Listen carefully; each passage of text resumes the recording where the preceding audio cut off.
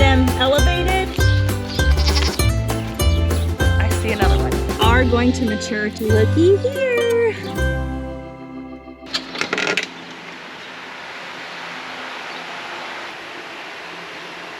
Hello and welcome back to Sage and Stone Homestead. My name is Heather and we have a problem that I have not had this early in the season before. And before anybody freaks out and assumes that it's the soil or that it's the mulch that I used, this problem that I'm having with my plants is not with all of my plants at all. It's with certain tomatoes, and I'm pretty sure I know the cause. These tomatoes that I have right here at the beginning of this archway are a Brandywine tomato. They're the golden Brandywine. And I noticed when they were itty bitty that they were starting to get blight already. And I did kind of separate my seedlings out. They were still a little bit close together. And I think that maybe I didn't do enough fast enough, because the plants that were next to this Brandywine have also started to kind of start with blight. And this is not a good way to start the season for these tomatoes. My solution is taking these out right now. We're not gonna have these tomatoes this season. That's okay, there's always next season and I have plenty of backups. But something like blight it lives in the soil, it can affect your future crops, and I just need to get it out of here. I am gonna be putting on gloves, not because it's necessarily dangerous for me to be handling these plants, but it's because I plan on putting new plants in these spots, and I don't want to cross-contaminate the blight spores onto the healthy plants. See here what's going on? We've got the yellow leaf with these brown spots. We've got more of it happening over here. These are starting to turn yellow. I may elect just to trim that leaf off. This whole row here looks pretty good. There's a little bit of yellowing there, but down here, these two plants, they don't look good at all. I've got some here. This one's real bad. Well, see, this plant looks really good. We've got some good ones amidst some ones that look pretty bad. Look at that one. These just are not worth keeping, you guys. One thing that I tend to do often, no matter the project, is I will kind of overdo it. So I have a lot of tomato plants. I have more than I really need. And so this is not a catastrophe. I've got lots of plants to put in their place.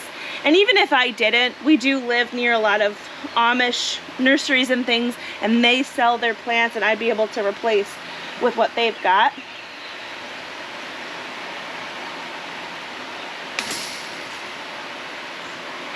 The root system looks really good, so it's nothing to do with the roots. It's not like these guys had some kind of nitrogen burn or something. They even started to put on new roots right here. You see that? But these plants, there's just really no coming back from it. Not when we've got healthy plants to put in their place.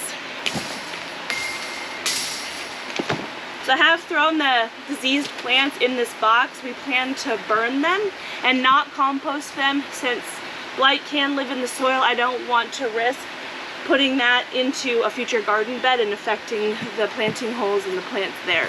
So it was 4 plants here, 1 plant here,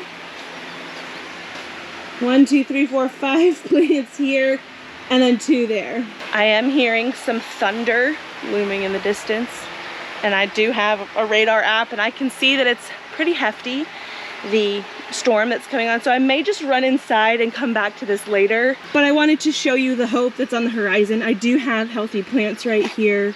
And can you see the leaves of these plants shimmering ever so slightly? I'm sure you can hear it too. That is because of the fans that we just installed. These flow fans are going to help a lot with airflow in the greenhouse, and had they been installed sooner, we probably could have avoided the blight situation on those tomatoes. I've never started my tomatoes inside my greenhouse, and I did that this year. Normally I start my tomatoes inside my house where it's very low humidity, and they get a really good start before they have to deal with things like disease. That was not the case this year, but I'm pretty sure that that's the cause, and we already have the remedy all hooked up and running. All right, so it's been a few hours and we got the lovely replacement plants poked down into the soil. You can tell the difference because of size. So We've got our Dr. Witchies over here, Alice's Dream, and quite a few other slicers. I think the only cherry tomato that I ended up putting in is over here. This one is a Berry's Crazy Cherry. Most of the cherry tomatoes are still pretty small in their start pot. I could move them over if I had their space ready for them. These beds are slotted to get filled next, and this is where the cherry tomatoes are going. Most of those guys are right here, just waiting. Right in front of them are these 45-day cabbages, the Golden Cross cabbage. And you can see we're starting to get a few little holes. I have seen plenty of those little white moths that like to come around and lay their eggs on our brassica plants. And one of the things that I really like about growing in the greenhouse is whatever treatments I put on my plants, they stay on my plants, and the rain can't just come around and wash them off. So I do have liquid BT that I put in a spray bottle. I've sprayed these down, and so any of the eggs that happen to hatch that I wasn't able to find and brush off, those little wormies are not going to last very long. So hopefully, fingers crossed, we'll get some cabbages maybe in around 30 days. It sounds kind of crazy. Behind me here, I have started to clean out this side of the greenhouse. It needed it desperately, and it still needs it on that end. There's still a lot of work to be done, but I was able to plug in our peppers. So you can see this string trellising method that I'm going to be trying out this year. I'm extremely excited to see how this works.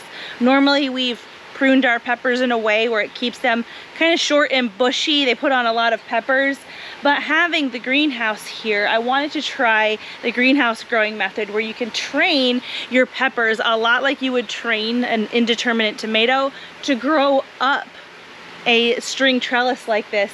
And you don't necessarily get as many peppers, but we can pack them pretty close together. Right here, they're about 12 inches apart. And we can use these little clips to help keep them elevated and supported. And I'm really excited to see how this works out. I've got quite a few different varieties of peppers. Most of them are sweet peppers. I think I've only got one hot pepper variety, and that is a jalapeno. We've got Early Sensation, Marconi, Tamdu. This is like a medium spicy jalapeno. The Nada-peno, this is the heatless jalapeno. Pippin's Golden Honey, King of the North. Here's my jalapeno. We've got a little bit bug-eaten leaf there, that's okay. Pimento pepper, Corno del Toro, and then here's some repeats. A Marconi, another Nada-peno, another regular jalapeno, and then I think that one says Tamdu jalapeno. It might be a little bit hard to tell in this lighting, but these peppers were starting to look a little bit yellow. They look like they're maybe getting a little bit stressed out, maybe a little bit choked out for nutrients in their start pot. So getting them in the ground was a good idea, and I hope you can see this on camera, but the older leaves still have a little bit of yellowing, but the newer leaves are a lot greener, and this is a good sign that they're establishing well in here and getting some nutrition. Here are some ground cherries that I hope to get the chance to plant out soon because of the same situation. They are kind of starting to stunt and turn a little bit yellow, but you can see the difference here. These looked the same just last week before I put these in the ground. They've doubled in size and gotten a lot greener. Isn't that amazing? They always say that they can't really live very long in these start pots, and while it's alive, it's not exactly thriving, so I need to get the bed for this made. This is going in the kids' garden. Back here, these are our eggplants. They are in pots that are a little bit bigger, and ideally I'd like to put them in this bed where I'm currently growing quite a few parsnips. This here is the parsnip bed, and I have pulled a couple parsnips out of here, just trying to gauge where we're at with these. This one is actually one of the smaller ones that I've pulled, which is funny. I've actually pulled out quite a few nice long ones. Let's try this again. Another short stubby one. I guess this one does have a little bit longer of a root right there, but they've only got, you know, the girth towards the top, and they're kind of spindly. Apparently parsnips can take up to 180 days, so these guys probably won't be ready to harvest until closer to June, so I may have to stick the eggplant somewhere else. The Greenstalk on this end is looking really good. Last week we did pinch off the tops of the plants. You can see where we pinched way down here, and look at all the growth. Isn't that awesome? So we've encouraged these little mini zinnia. These are Peruviana zinnias. We've encouraged them to bush out and they're going to create more flowers. And it's not going to be very long before we do get some flowers. The celery's looking pretty good. I half expect this to try to go to flower sometime soon. I'm not sure why. I've never gotten celery to really work out, so I guess I expect the worst and hope for the best, right? Down here are purple bok choy. I believe this is the finished height and the finished size of these things. They look like they've gotten a little bit bug eaten. I have noticed those white cabbage looper moths hanging out around here. I did spray these with the BT as well, so I'm not seeing any living moths. There's quite a few bugs, but we can rinse those off. I didn't bring my harvest basket out here, so I'm gonna leave these here for now. That radish that we left in the Greenstalk last time because it was starting to flower, it is currently flowering. The flowers really don't smell like much, but once they are pollinated, these little pods, come on, can you see that? They get a lot bigger as the seeds develop on the inside, and you can pick these and saute them up or put them on salad, and they're really good. Looks like a lot of these radishes are kind of getting tall in the center, like they want to flower, so I need to pick those soon. This is my first time making a video in the greenhouse with the flow fans turned on. Let me know if the fan noise is annoying. I won't know until I go to edit this, and I can make adjustments for when I make videos. Just standing in here, the noise really is not bad at all. These are OSHA compliant with their decibel rating, but you never know what the camera's gonna do. Sometimes it picks up on some weird noises. While I was weeding over here, I noticed that we had a couple of volunteer tomatoes. Look at how healthy these look. There's one there, and there's one right here, and there's one under the table here. These are the yellow currant tomatoes that love to volunteer on our homestead. And until I absolutely need to move them, I am not going to, because I really enjoy those tomatoes. They're delicious. I don't start them anymore from seed because I always end up seeing them, and it never fails. I get nervous right around April if I haven't seen any volunteer tomatoes. I worry that maybe they won't come back, but they always do, and they always do so in abundance. I'm gonna grab these parsnips that we picked. I'll be able to do something pretty small with these, but you can also use the tops kind of like you would use parsley. Yeah, that sounds good to me. What I'm gonna do for now is just put the greens in the freezer, and then when I do my full harvest of the greens and the roots in there, I will stick them in the freeze dryer, and we will add them to dishes throughout the winter. So on the way to the raised bed garden, we're gonna be passing the kids' garden. We got their gardens all planted and mulched, and they do have some things growing. These little white flags, we have them here because our beloved livestock guardian Buster was using these as a bed for himself, not just the plants. He was laying in the beds, which he has this collar that sends him a beep, and so he doesn't have access to my garden, and he's never messed with the beds in my greenhouse. Knock on wood, he probably will now. But when we bought him the collar and we trained him to his area, we used these little flags, and darn it, they're working. Putting them in the beds here is tricking him into thinking that this is a place that is out of bounds for him, and then he has left the beds alone, which is awesome. Now their things can grow. So Addison over here, she's growing, this is Hungarian heart tomato. It's one of those beautiful ox heart style tomatoes. She's also growing a couple different cucumbers. I believe these are both the dragon's egg cucumbers. We've never grown either one of these varieties before, so if you have, I would love to hear what you think of it. Most of the kids are also growing some peppers that we bought at our local Amish nursery. You can see Bentley, he's got 3 peppers over here. He loves peppers. And these peppers we did prune. I did top them like I did with that Peruviana zinnia in the greenhouse. You can see right here where I topped it and how it's bushed out. Someone said they had some pepper blossoms. I don't know if that is still true or not. Oh, yep. That's a blossom right there. It hasn't opened yet.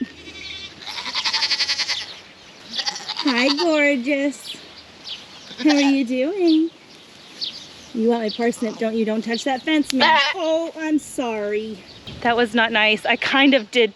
I didn't mean to, but this did tease her, so I'm gonna go in there. We're gonna feed it to her. I feel bad. I'm sorry, Stormy. That was mean. I did not mean to be mean. Do you want this, Nefarious? He does. Come here, girl. Here, we'll leave him one. Here, baby.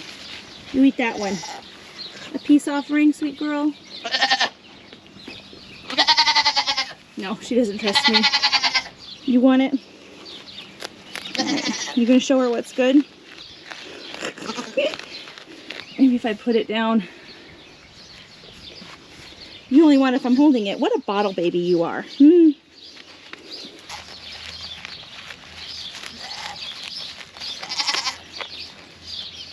Hi, handsome boy.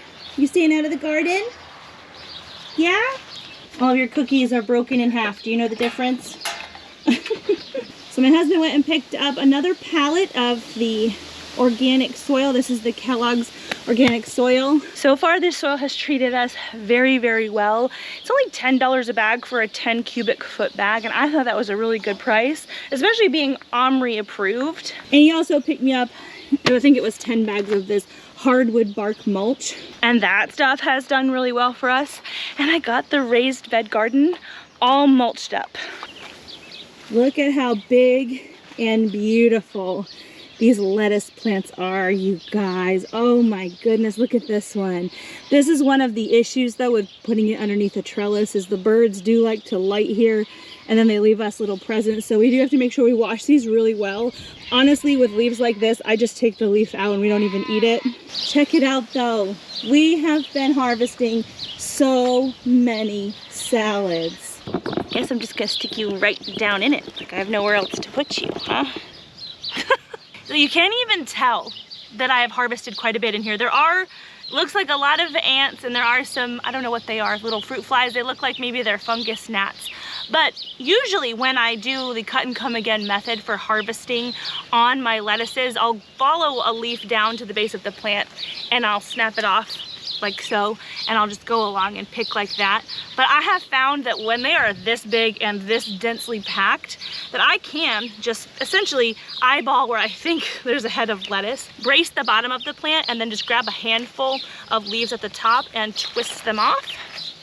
And I get a whole bunch at once, and that is leaving like basically a stump of a plant down in the bed, but there's enough greenery left on the stump where that stump is growing back just fine. I did that actually here recently, and you can't even tell. This is what we just harvested, but everything else has grown back beautifully. Do you want to try some lettuce? The wind is blowing a little bit. I'll try to throw it well. Oh, I'm sorry. I am failing with you guys today. I apologize. Oh, he's eating it though. Is that good? Yeah, she's eating lettuce. Look at the blackberry patch. So these are the triple crown thornless blackberries. Some of the white flowers you see, these are fleabane, but a lot of them are the blackberry flowers. Looky there. Where you see flowers is where there's going to be berries. And these put on a pretty big crop essentially year round. The harvest does kind of wane around towards the end of summer, but I've been very impressed with how much fruit we've gotten off of this patch in the past, and it's going to be even more this year. I just noticed here that this plant, this is some kind of a weed. Looks like it's covered in aphids. I'm gonna leave this alone.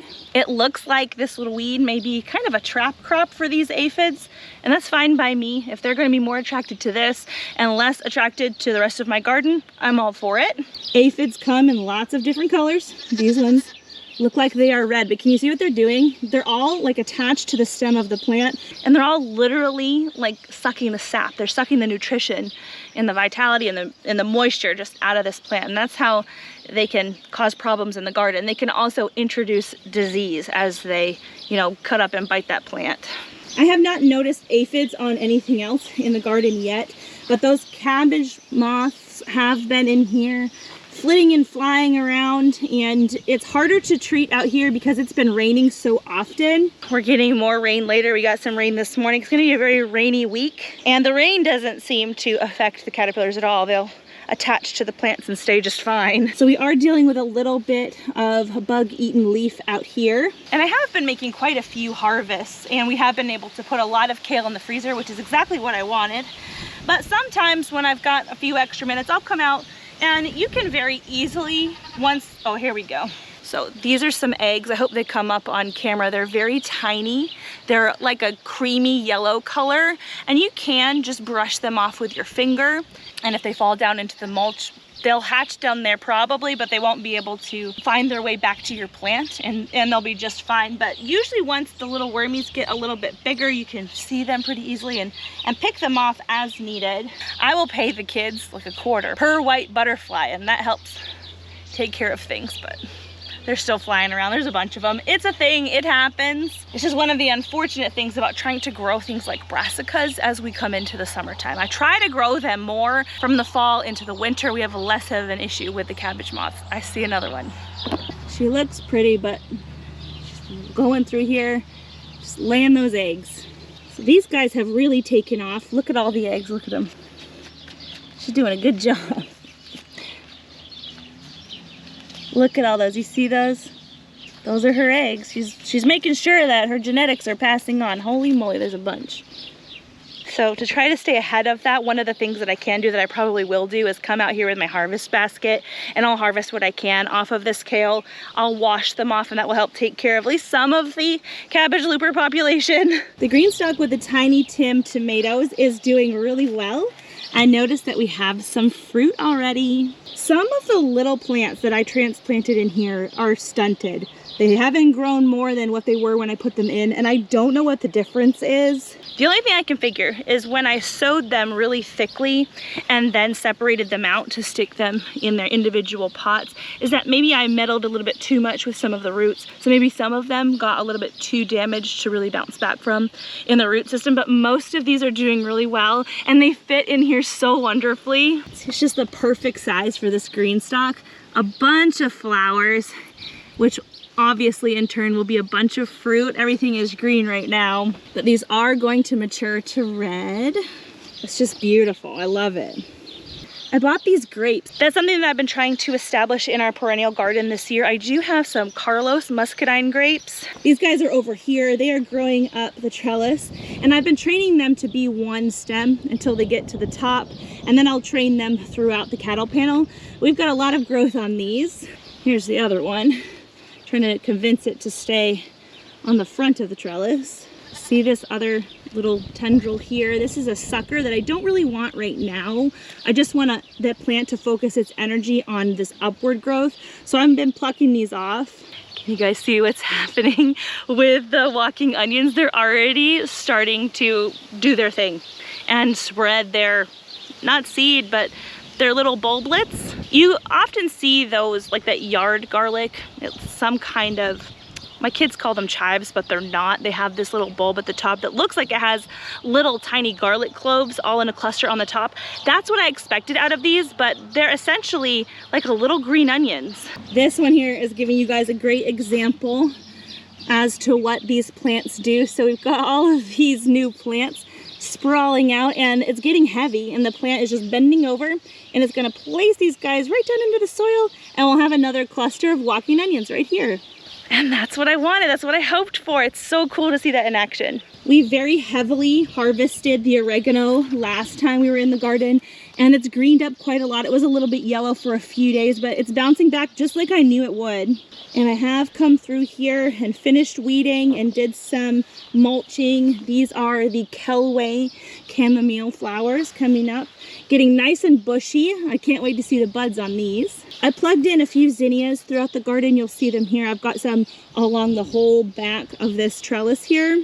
And I have left a couple of these volunteer tomatoes. Those are the same tomatoes that volunteered through the weed fabric in the greenhouse. It's those yellow currant tomatoes. I've got a soft spot in my heart for those. Yeah, and with the larger zinnias that are back here, I did the same thing that I did to the smaller zinnias and some of the peppers. I pinched off the top. It's encouraging this sideward bushy growth, and we'll get a lot more flowers. It's going to be gorgeous. This whole bed here is going to be full of zinnia. It's going to be so lovely. I mean, it is full of zinnia right now, but nothing's flowering yet. And then over here is the dill bed. So if you look, you can see that some of the dill plants are a little bit yellower and some of the dill plants are a lot greener. These greener ones are the ones that I started from seed in the bed, so they never had like a lapse or a lack of nutrition. These smaller yellow ones here, they are probably a different variety, but they're also some that I bought at our local Amish nursery, and I kept them in their start pots kind of long. Their roots were kind of bound by the time I finally got to putting them in the ground here. They're gonna bounce back just fine, and by the time the kids have their cucumbers coming on in their garden, we'll be having lots of the flowering dill heads. I have a few different recipes that I really enjoy for dill pickles, but one of them, it's in a recipe book called Saving the Seasons by Kevin West. I first heard about it through Cog Hill Farm, and the recipe for the dill pickles in there calls for flowering dill heads, which might be one of the reasons that I don't get dill reseeding in here in the garden very often, because I'm usually collecting the flower heads instead of letting them go to seed. But being in the perennial garden, I'd really like to have them coming back every year like my cilantro does. And so I will probably allow some of these to go to seed and just leave them alone and hope that I see them coming back again next year. The asparagus is doing well. I'm harvesting just about every other day. And we're gonna keep harvesting asparagus through June. Our asparagus bed is really well established and we can heavily harvest at this point. There are some little volunteer baby plants that we're obviously leaving in, and I noticed that some of them have volunteered way over here. See that? That's not dill, these are asparagus. Looks like the garlic scapes from this elephant garlic are ready to pick.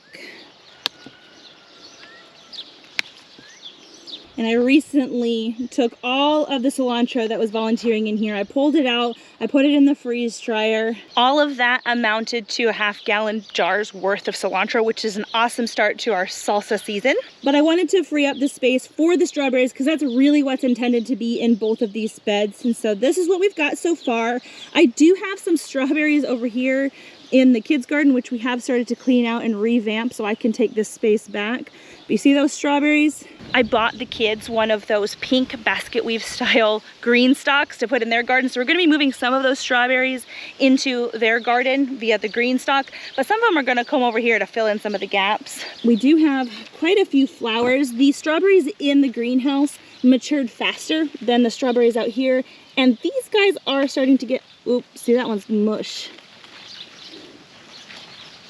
That one's like straight mush, oh my. These guys are starting to get a little bit predated on by birds and ants, as happens every year. I say that I'm going to paint some rocks to look like strawberries to fool the birds, and every year I think about it too late. So maybe it's a winter project. I need to write that down, something we can do ahead of time, because if you put the fake strawberries that are just really rocks in the garden before your actual strawberries come on, the birds, when they peck them, they realize it's not food, and in theory when your strawberries do actually come on, they'll leave the real strawberries alone. I think honestly we have more of an issue with ants than with birds, but we usually do get quite a few strawberries out of this patch every year. Over here in the blueberry bed, the alyssum that I seeded in here is finally flowering. It's beautiful and it smells lovely. I think the only blueberry plant in this bed that has put on a few blueberries, these are legacy blueberries, is this one here on the end. The blueberries are obviously small and green, but they exist and that's exciting. Some of you might remember I put this in because I thought that the blueberries that I had along the side of a ditch over here, I thought they were all dead. They're not, they're all alive. See, this is where our original blueberry patch is. Look, that is a living blueberry plant. These are all misty blueberries. Now, they're not doing as well as they could be, but they're here. So I think I might try to kind of amend and acidify this space somehow. If you have tips on how to acidify these plants through the weed fabric, let me know. I mean, I can get underneath the weed fabric with my hand and sprinkle some of that soil acidifier, but they're basically planted in straight clay. I feel like they need something more. It might be worth moving them. I just don't know the correct time of year to do that. I don't know if it's now or later, but I'd like to do better by them. Our elderberry tree is absolutely towering this year. It's probably 7 feet tall at this point, and there's lots. Oh no, I broke that one. That's a bummer. It's a good thing there's more out there. These apparently like to root really readily. Lots of flower buds coming on. This is going to be so lovely in no time flat. I actually have not even gone through the elderberry syrup and elderberry gummies that we made last year. So this harvest genuinely might be left for the birds this year. And that's okay. I really planted these for my honeybees. They say that 1 acre of elderberry produces about 800 pounds of pollen, if I remember right. And that is a lot. Underneath the elderberry tree, we have this bed that I decided to put some cilantro in. I moved the cilantro from where the strawberries are. And the idea was to let this bolt so that they could provide some shade. Looky here. So that's a major success. This makes me so happy to see. You can see here that the elderberry plant, it is kind of covering this bed. These plants are covering the bed, but that's the whole point. I don't want the mushroom spawn to dry out. I am gonna leave these for a couple days and text my friend Anthony and get the scoop on when is good or when's the ideal time to harvest these. Look, I noticed this, there's some down here. Isn't that beautiful? They've got like little purple tops. Let's pick one and see. The entire thing is purple. I hope this is what I think it is. Speaking of mushrooms though, I promised someone else that I would show the other mushrooms that we're growing. It's garden related for sure.